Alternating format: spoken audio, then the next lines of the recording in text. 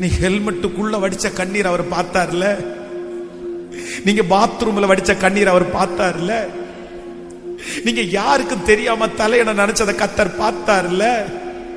இன்னைக்கு இவ்வளவு தூரம் வந்திருக்கிறதுக்கு காரணம் கத்தர் உங்களை பார்த்ததுனால தானே, அவர் உங்களை காண்கிற தேவனா இருக்கிறதுனால தானே, நீங்க போகிற வழி அவர் அறிஞ்சிருக்கிறதுனால தானே.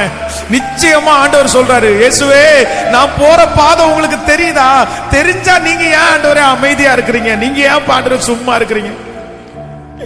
எங்க அம்மா இந்த பாதையில இறங்கிடுவாங்க, எங்க அப்பா நான் போத பாதை தெரிஞ்சா உடனே இறங்கிடுவாங்க. ஆனா உங்களுக்கு இறக்கம் இல்லையான்னு கூட நீங்க கேட்கலாம். கர்த்தர் சொல்றாரு, இல்ல, நீ போகும் பாதையை நான் அறிந்திருக்கிறேன். நான் உன்னை சோதித்த பிறகு நீ பொன்னா விளங்கணும்.